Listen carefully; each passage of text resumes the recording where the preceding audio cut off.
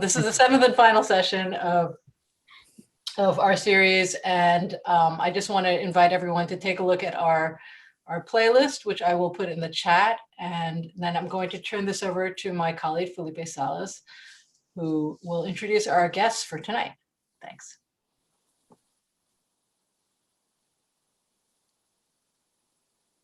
Hello, everybody. So I'd like to introduce Courtney and Sean, who are from Kids for Harmony, which is a program of 18 degrees. Courtney Clark is the artistic director, and Sean Elligers is the assistant director. Kids for Harmony is a free, intensive classical music program for youth in some of the most under-resourced communities in the Berkshire County, and it's inspired by the El Sistema model of music for social change. I also want to add, and I don't want to embarrass but Sean was the pleasure to have him in my jazz harmony class, and also study some improvisation with me. And he's a fantastic trumpet player. So I just wanted to make sure that everybody knows that. Right, Sean? Thank you for being here. Yeah, thanks. Thank you guys for being here. All right, thank you. Go ahead, Court. Good evening and welcome to everybody. Thank you so much for joining us tonight. And we would like to thank UMass Amherst Department of Music and Dance for inviting us to speak about Kids for Harmony as part of their speaker series. Like Felipe said, my name is Courtney Clark and I'm the artistic director of Kids for Harmony.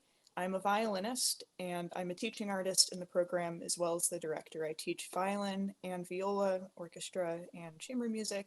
And I've been with Kids for Harmony for almost 10 years now, since it started in 2011. And I'm Sean Elligers.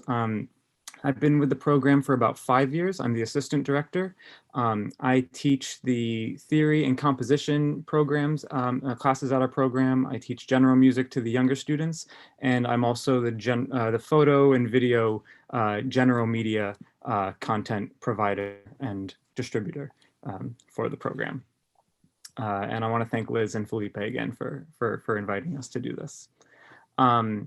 So Kids for Harmony is actually a music program that is embedded within a social service agency called 18 Degrees.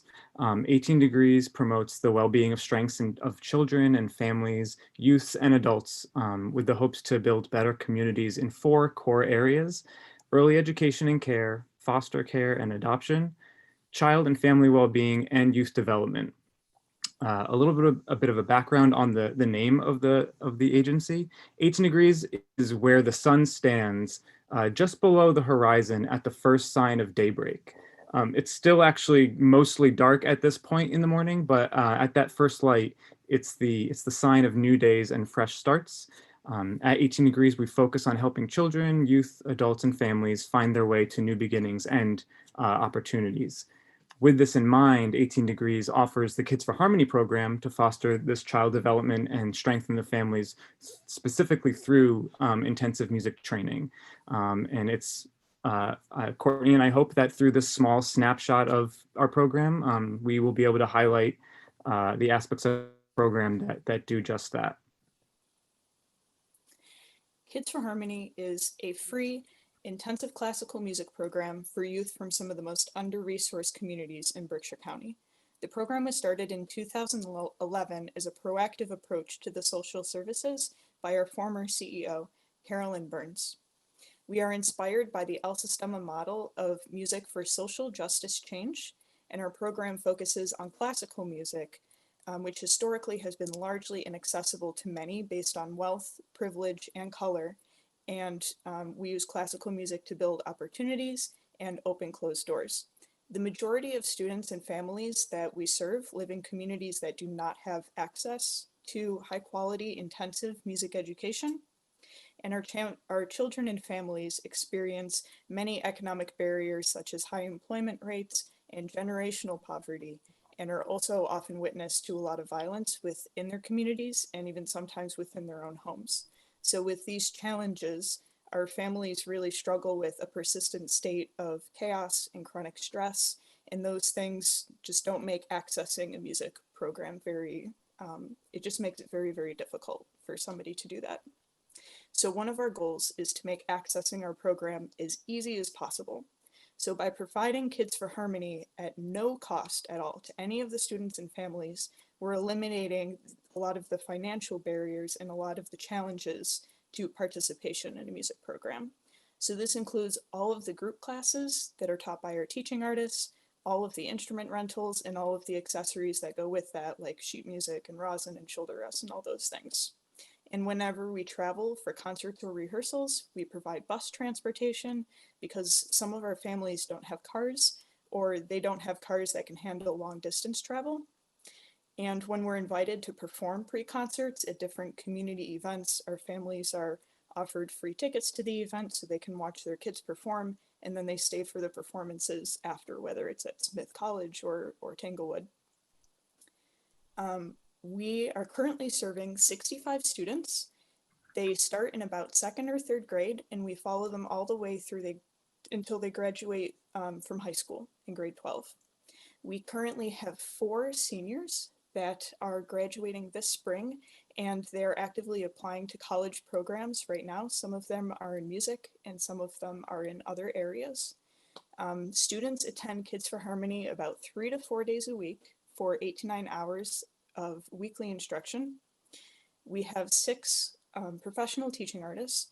We have 2 paid high school teaching assistants and 2 family liaisons at both of our sites, which are in Pittsfield and North Adams. And we hold our program within the public schools. So we're eliminating that transportation barrier because the kids come right down to the cafeteria after school, and then they have a snack, and then they go right to the program, so their parents don't have to transport them to another place in order to take advantage of our music program. We are the only El Sistema program in the United States that's embedded within a social service agency, which means that we can provide wraparound services that extend to our students' families. Great, so now that Courtney's given you a small rundown of the program, we'd like to just show one of 2 videos. This one is going to feature our younger students and our middle school students mostly, but also very importantly, it demonstrates the relationships with our family and the family's relationship with our program. So here we go. When I first started Kids for Harmony, I first thought that it was hard because I thought I'd never learn how to play my instrument, and I thought everyone else knew how. Trying to figure out the violin was frustrating. It was hard for me to be patient. When I started playing the viola, I wouldn't think I was gonna get far. At my first concert, I was a bit scared because I thought no one would like it, but as soon as I heard people clapping, I thought that I did really well. What helped me to push through was the teachers that told me if you keep playing in the future, you could be a conductor, you could be making music. I've been playing the violin for 2 years and I felt like I grew because now I can play, right now we're learning a 2-page song, but back then I only learned how to play 3 lines. I was very surprised one day she came home and was practicing, and she was proud of herself and asked our family if we wanted to listen. And of course, we're like, yes, and she started playing this song and actually hearing it wasn't just a scale, it was a full-blown piece of music, and it blew me away. Now, 3 years from when I started, I think I'm gonna be something in the future.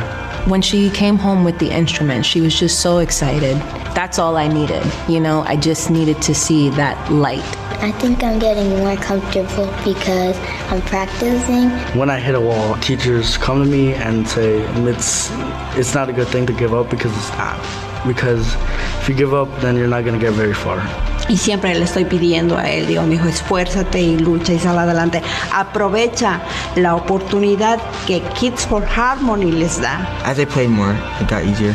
I feel like Kids for Harmony helped me be more patient with other people, and not a lot of kids have the opportunity to play the violin, and I think that's pretty cool. When it got to the middle year, I thought, okay, this is going well.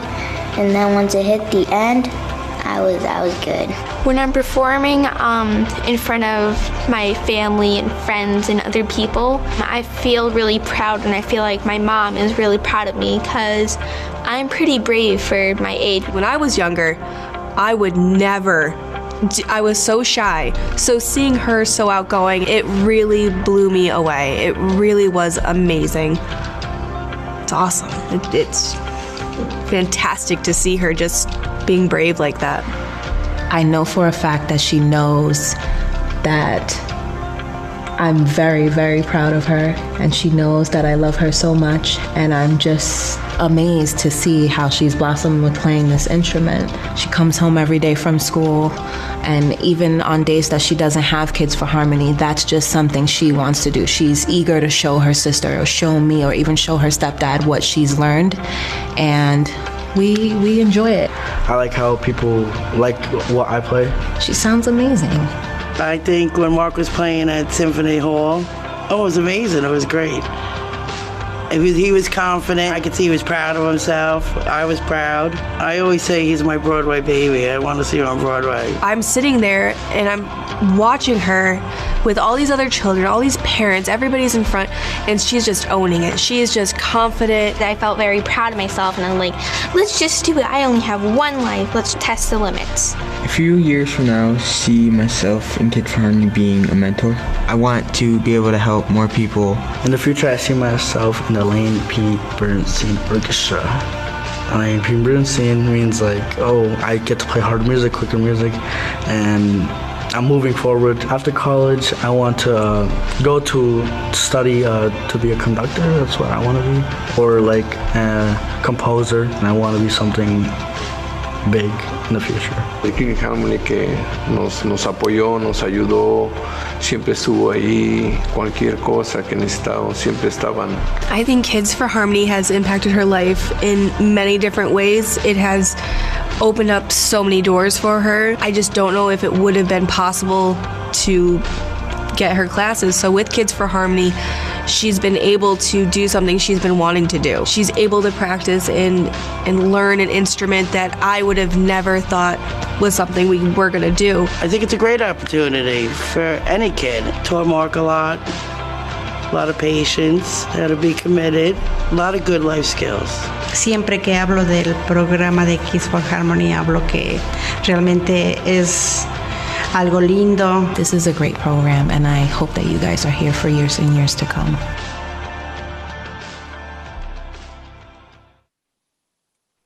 When I first started Kids for Harmony. All right. Okay. At Kids for Harmony, we take a three-pronged approach to serving students and their families that focuses on musical excellence, child well-being and development, and family support. This approach allows us to provide wraparound services and help our teaching artists guide our students in reaching their full potential. Musical excellence is important at every single level, whether you're a beginning student or you're a high school student preparing for college auditions. Striving for musical excellence builds discipline, focus, commitment, peer support, a strong work ethic, resilience, and aspiration. Many opportunities such as youth orchestras and summer festivals are audition-based, and they really can't be accessed without that musical excellence piece. So by focusing on musical excellence from the very beginning, we are setting our students up with that strong musical foundation that is necessary to take advantage of the opportunities that will advance that social justice mission. And the achievements of our students are possible because we have an extremely dedicated team of teaching artists that are professional musicians and active performers all throughout the country and even the world. And they're just so supportive of our students. And that's one of the main reasons that we can hold up this high bar for our students. During the 2019 to 20 school year, we have performed over 20 community concerts. We've performed for 4 consecutive years with world-renowned pianist Emmanuel Axe. We have 30 students participating in a side-by-side program at the Longy School of Music out in Boston. 3 of our students were accepted into summer programming at the Boston University Tanglewood Institute, and we had 12 students audition and become accepted into a summer music festival called the Yola National Festival in Los Angeles, California, which is run through the Youth Orchestra of Los Angeles. You'll hear a little bit more about these from Sean coming up.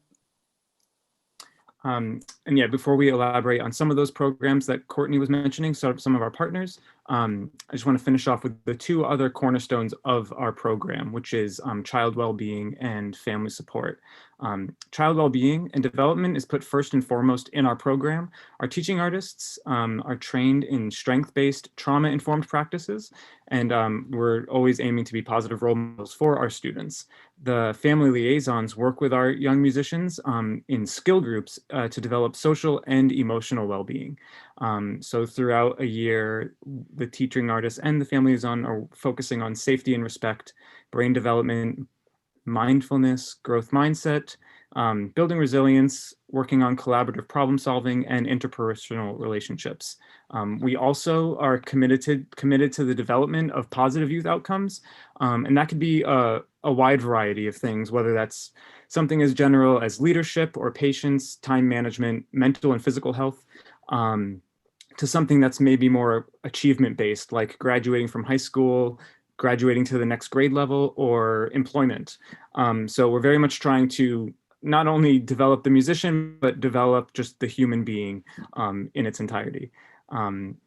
The third part, family support, is crucial, and we could not do it without the family liaison role. They help develop the relationships between the families through regular communication and program updates. And they connect the family to the community resources such as parenting groups and free community events. And that aspect is a direct benefit of being tied to a social service agency.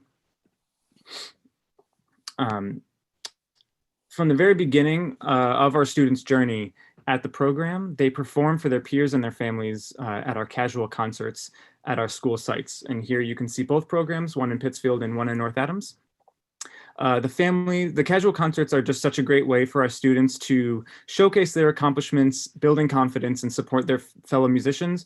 The performances at these concerts are sometimes complete, but sometimes they're just a work in progress, so the students can just get used to performing. At these events, the families have such a great sense of pride whenever they see their children perform and have a chance to connect with the other families at the program. It's a really great way for the families to connect. And at these early performances, it's a way for our families to build their investment in the program very early on. By seeing their children perform at a young age, while simultaneously seeing the more advanced students performing more advanced music, the families are able to see how their child could progress by sticking with the program and the opportunities that their child could have as they build on their musical skills. We so often have families come up to us after concerts saying that they initially brought their child to Kids for Harmony because they needed daycare and it was free, which is fantastic in and itself. And they're just always blown away by how much their child is learning actually and with us and how much their students have accomplished. So that's pretty exciting. As students advance in age and ability, they also perform outside of the school sites for different community events. Some of these events include a street festival called Third Thursday in Pittsfield, where you can see Jackie and Gloria performing. They perform holiday concerts at City Hall, which was the previous slide. And here on the right, the North Adams students are performing at the with the Berkshire Symphony at Chapin Hall in Williams College. We perform at a new music festival at Williams College every year called the I.O. Festival. Here on the left, you can see Matt Gold, the professor of percussion at Williams College. He is giving a workshop. He visits our students in North Adams every year. They explore graphic notation and found sounds. And the event, the collaboration always ends with a piece being composed and performed by the young students at the Clark for the festival. It's a really wonderful partnership we have going for about 5 years now. We've also had students compose and perform music for the Williamstown Theater Festival in Williamstown, where our students and some of the family members were actually actors in the production. Tiana here composed some music for this production, and that was last year in 2019. And finally, our octet, which is our premier, most advanced high school musicians, they perform for larger community events like the Berkshire Immigrant Center, Four Freedoms Coalition, the Upcountry Magazine. They've also performed at Williams College, Smith College, and Tanglewood. And you can see on the right, they're performing at the new Lindy Center at Tanglewood. These students actually perform more live gigs than I do as a musician. They're just all over the place. They're just like rock stars in the Berkshire County and Massachusetts. They're just so busy. And these events give them a chance to really, travel, but it really gives them an opportunity to practice speaking publicly, introducing themselves to people and talking about themselves and their interests. And it's just a great opportunity for them. Our largest ensemble, and the ensemble that has the widest range of ages, is the Elaine P. Bernstein Ensemble. And this is the ensemble that performs with Emmanuel Axe at our fundraising concert every single summer. So the pieces that we're learning with Manny, we're playing like Haydn and Mozart piano concertos, and they're not reductions, they're original pieces.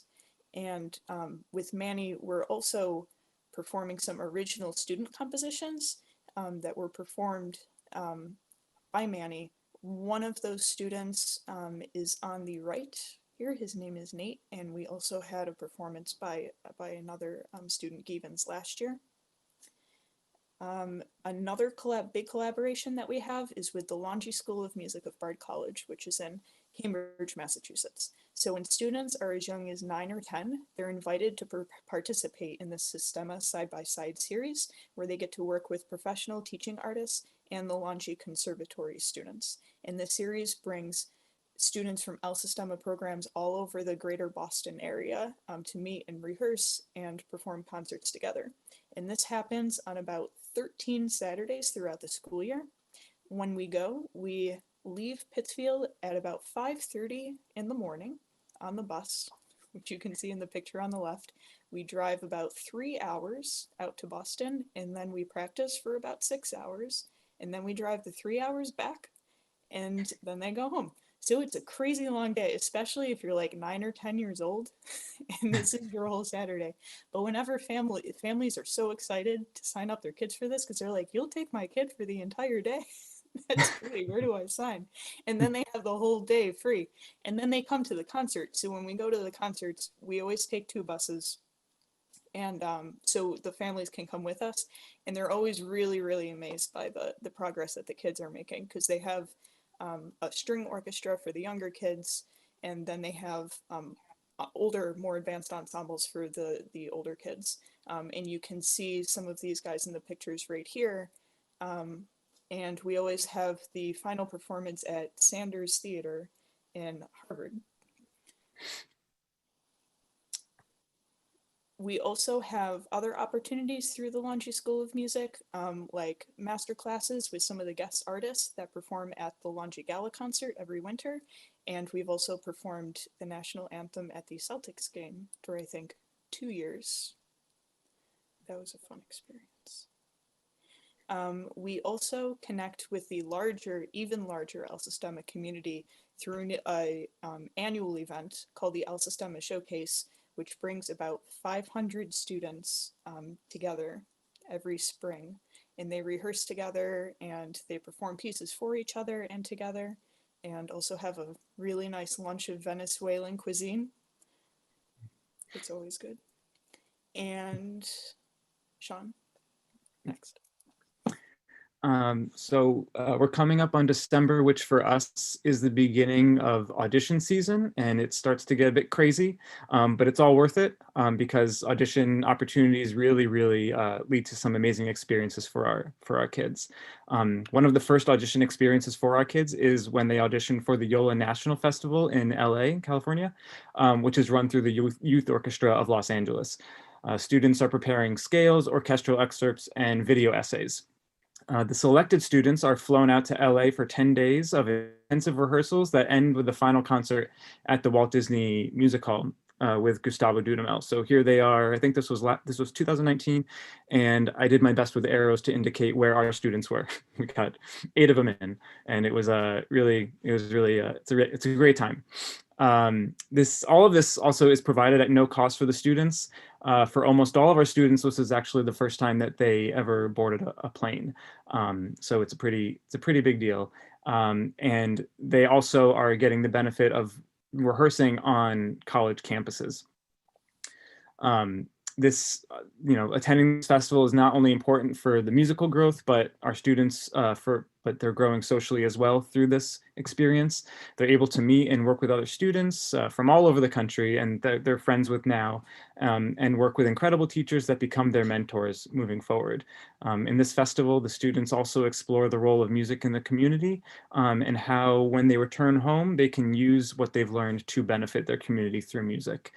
On the left here is, I think, the first year a lot of our students went with teaching artists and the families.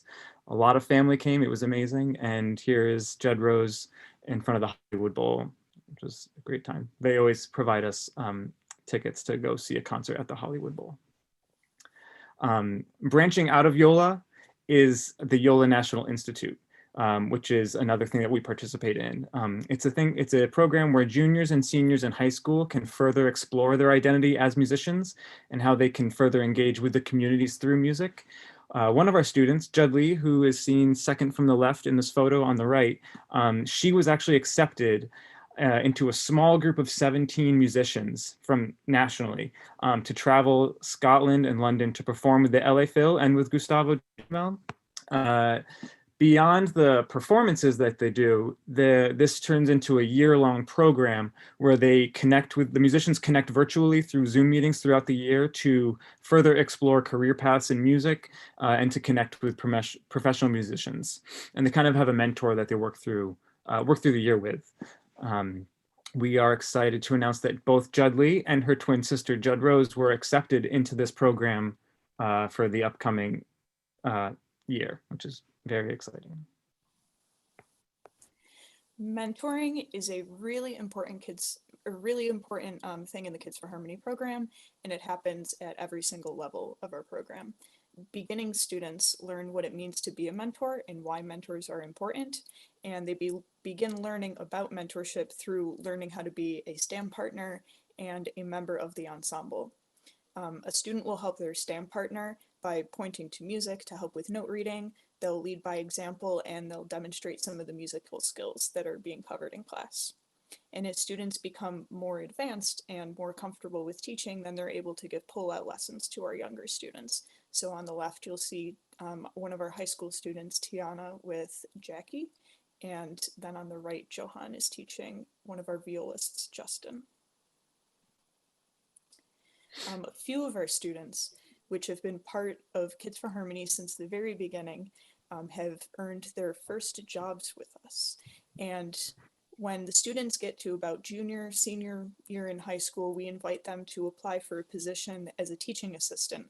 When they apply for that position, they have to submit a cover letter and a resume, and they have to go through the interview process. So we're building those job skills within our program as well. And then when they become a teaching assistant, then they give pull-out lessons, they help the lead teacher during classes, and some of the more advanced ones even teach orchestra sectionals and chamber music. To the left picture, we have Johan, who was our first high school employee. He graduated from high school in the spring of 2019 and is now a sophomore at MCLA. He's studying sound engineering and music management. He was the first person in his family to graduate from high school and the first one to go to college. And the picture on the right is of Judley and her twin sister, Jed Rose. And those two are current paid teaching assistants. They're both seniors in high school, and they are applying to colleges right now. And they're both actually applying to UMass Amherst. When we got to about February or March, we had to change gears, as everybody did because of the pandemic. Because we are part of a larger social service organization, 18 Degrees, we were very well supported in being able to continue our lessons and our classes and services to all of our students and families. The family liaisons were especially important during this time because they were able to connect our families to a lot of community resources to get their basic needs met. Things like utility and fuel assistance, food bank schedules, when to pick up breakfast and lunch from the public schools, more information about mortgage relief payments or about unemployment assistance. So they've really been very, very important during this time. And they've also helped our families connect with schools to get Chromebooks for their kids to study in their academic classes as well as their Kids for Harmony lessons. Musically, about March 16th, which was a few days after the public schools had to close, we transitioned everything over to virtual programming. And we're traditionally an ensemble-based learning, but we switched over to private string instrument lessons, and it gave our older kids more time to focus on solo repertoire, which isn't always possible during our program in person. And they've focused on a lot of that in etudes and scales. We have another quick video for you, and this video that you're about to see is one of several videos we created for our Kids for Harmony virtual gala that happened this past summer. So this video features Givens, who's sharing his experience with his virtual lessons. Givens has been a Kids for Harmony student for 9 years and is a sophomore at Pittsfield High School.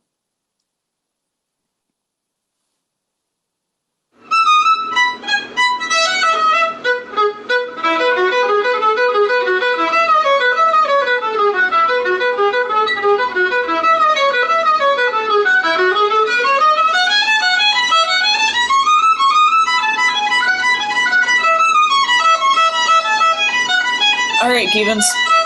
Yep. So, what are you working on in your lessons with Jorge? Work on scales and a lot of left hand and right hand exercises.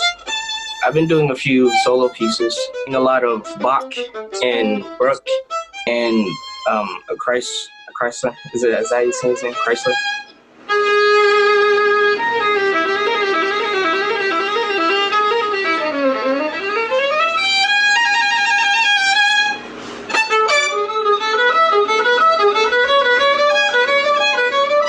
How are having lessons online through FaceTime different from in-person lessons? The internet is not like that good, so it's more difficult than doing it in person because like it can get in the way of how productive it can be.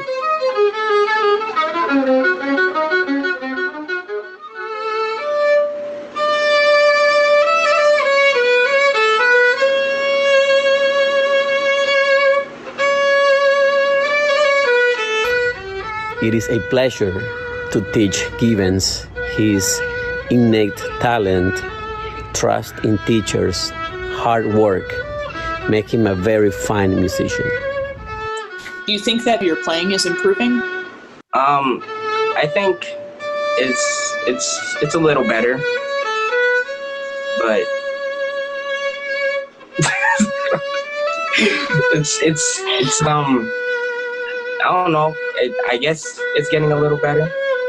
Do you miss playing in the program with other people? Yeah, it's more fun than playing like on a screen.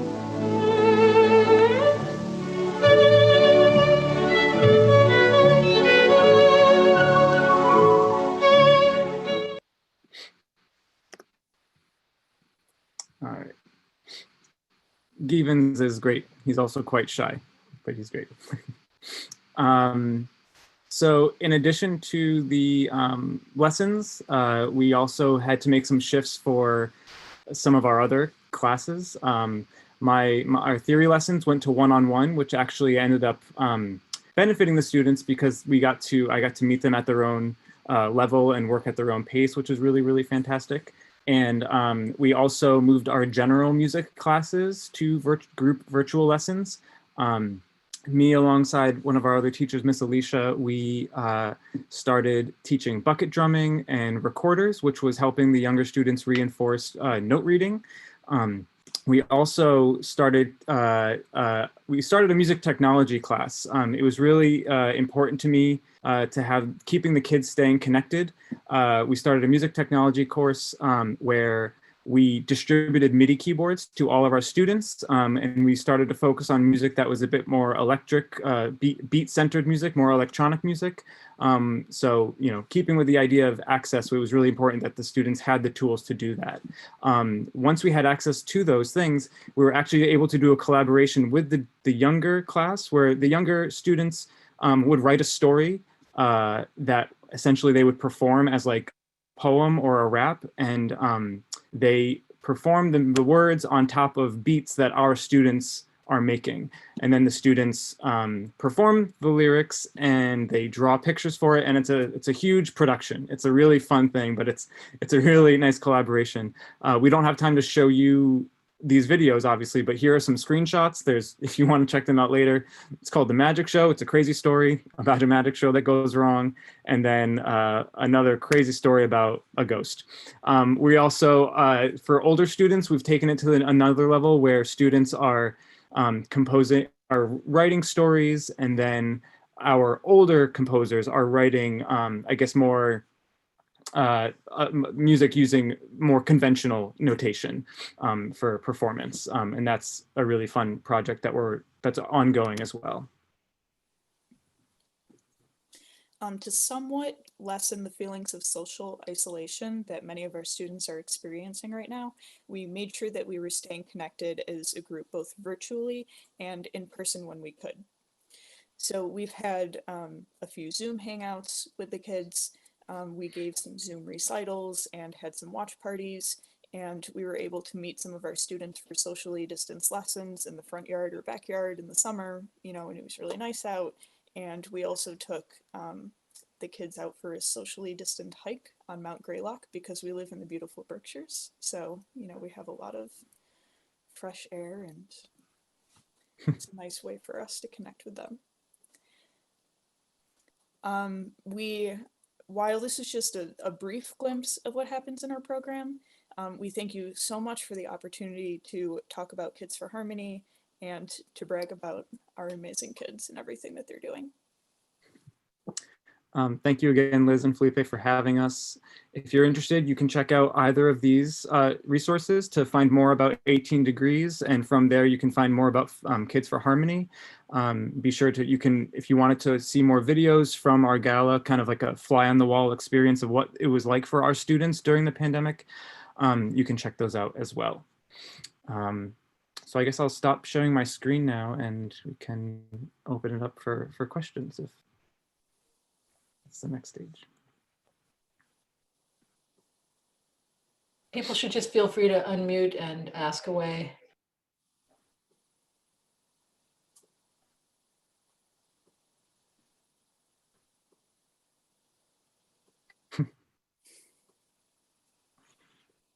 So, I'll have a question. Yeah.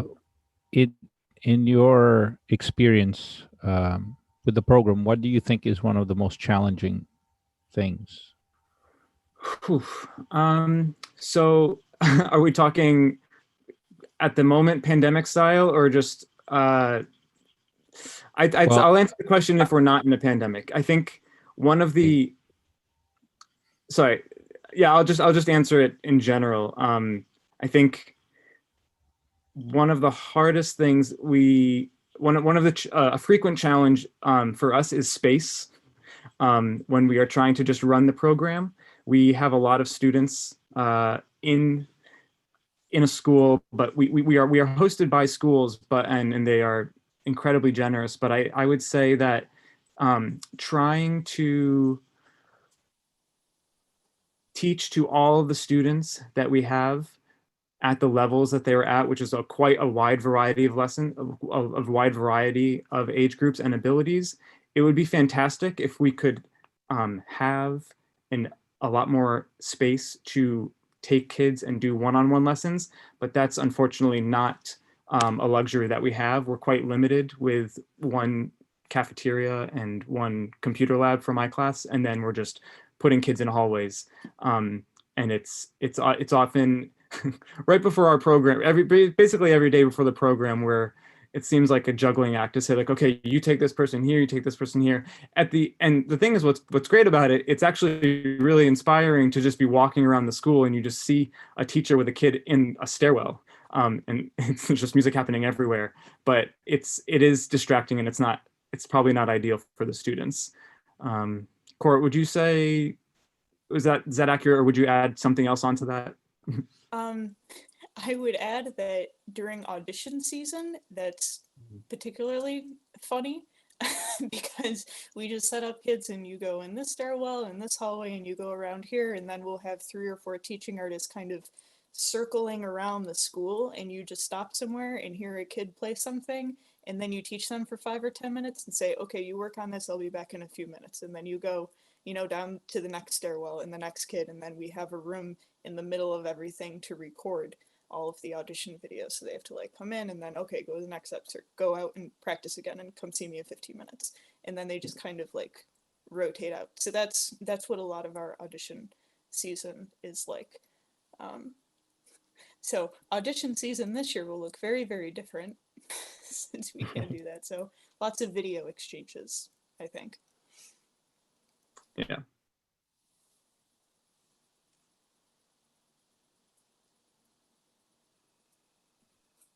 I have a question. So, you said that you operate like through the public schools, and you like use the space in the public schools. Do you ever, like, in terms of recruitment, I assume that it's mostly like through the public schools, but is that something that like there are challenges involved with, or like how have you dealt with that? We've had a fair amount of success with recruitment. We do reach out to the public school general music teacher that teaches there during the day. And, she often has some students that are just really, really interested in music. And so she'll refer some students to us that seem like they would be really interested. The reason that we're in the communities and schools that we are is because those are the really under-resourced parts of our communities. So the students in those communities and those schools always get first choice. So like at Morningside Community School in Pittsfield, if we have a student that moves to a different elementary school, but they started with us, they're always welcome to come back and, and participate in the program.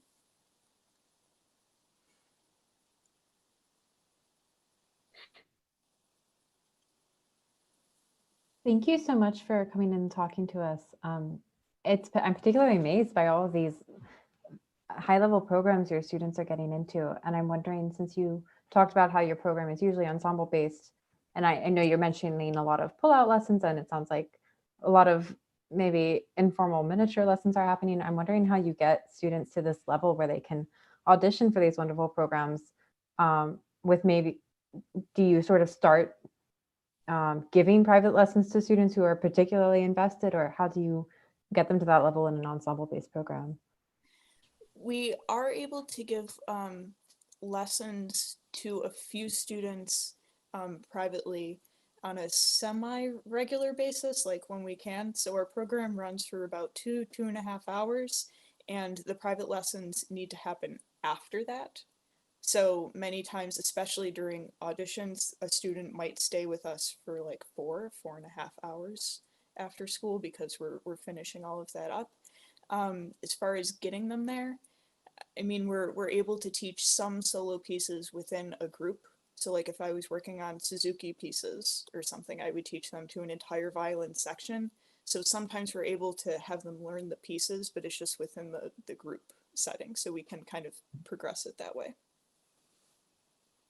Our teaching artists are also quite vigilant with trying to get a pull-out lesson with a kid at any moment they see an opportunity to do so.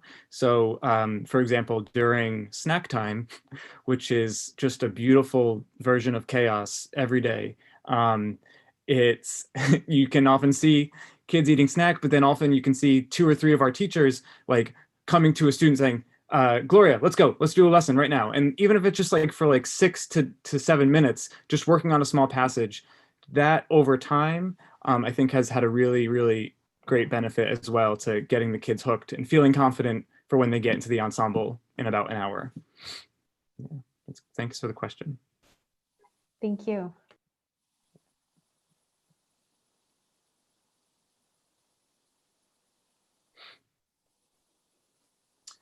While folks are also thinking of other questions, I wanted to add that we are not that far from Amherst, both either in North Adams or in Pittsfield. And if any students at UMass in the music education department, or actually anywhere in the music department in general, we're always looking for volunteers. And so we would be more than happy if you were interested in, of course, when we're back to teaching in person, if you were at all interested in volunteering at our program, that would be fantastic. So don't hesitate to get in touch with us, even starting now, so we can start a conversation about that moving forward. We do have some volunteers from Pittsfield High School and from Williams College up in Williamstown, which is very close to our North Adams site. And they come into the program, and they're also able to give some of our younger kids private lessons. So they come in maybe once a week or once every other week to help out with that.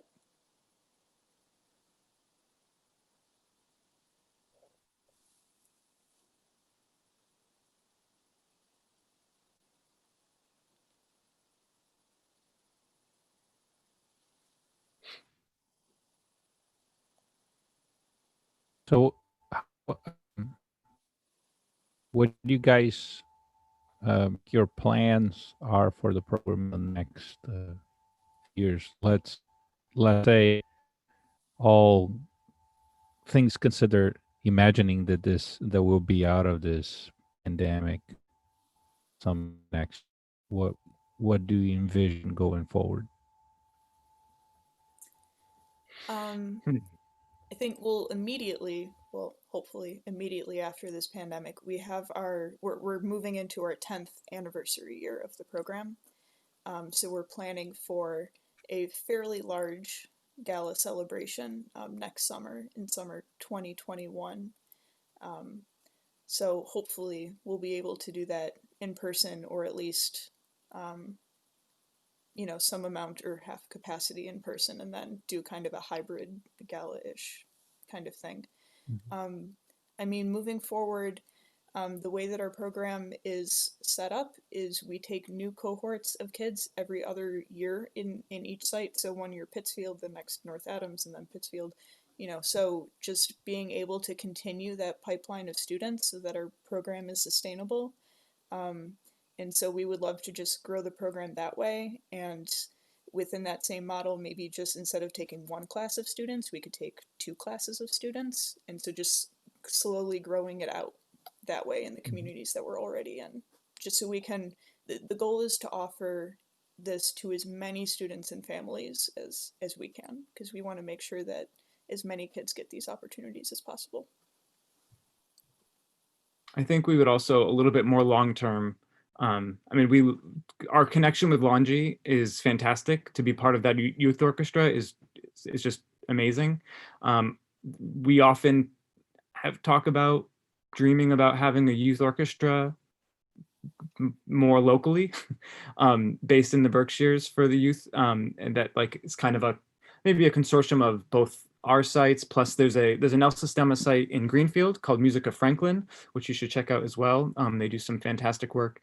So I think having some kind of a collaboration with our more local partners, both El Sistema and non-El Sistema, to create some kind of youth orchestra would be a really great goal as well at some point.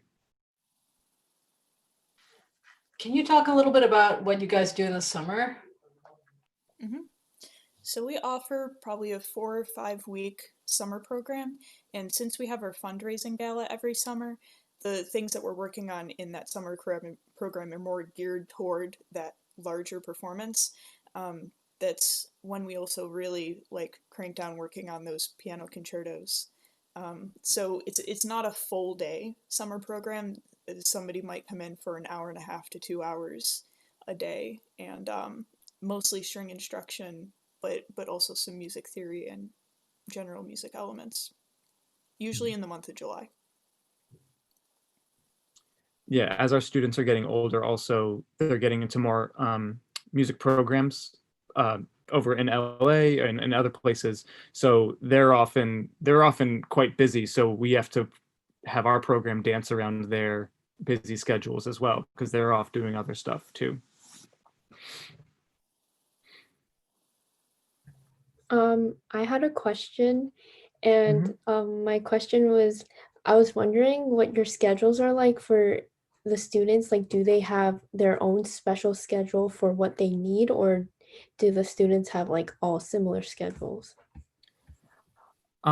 So right now, during the pandemic, so I would say during the regular program before the pandemic, a lot of students were following a very similar schedule to what their peers were doing. It was a lot of one group going to this class, this group going to this class.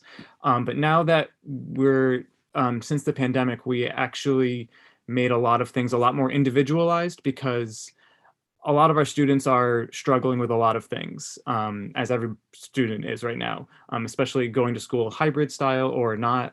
It's very difficult for them. So we're trying to be as accommodating as possible and letting this program be like work for them. So we are getting quite individualized schedules for those students. We reach out to them. We have, we ask them, would you like to take a composition class? Would you like to do theory? Would you like to be in a chamber group? Would you like to do one-on-one lessons? And they said yes or no thanks, and we took them up on it. Thank you. Yeah, thanks for the question.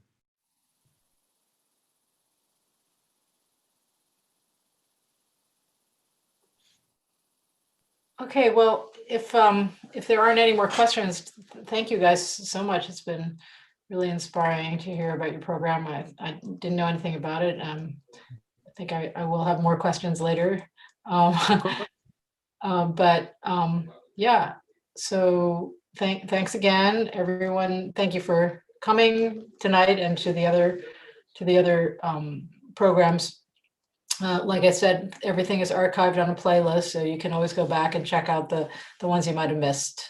Okay, thanks so much. Thank you again. Thank you. Thank you, guys. Thank you.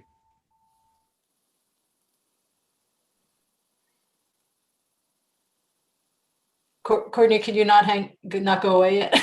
Oh yeah, sure. So I meant to catch Sean too, but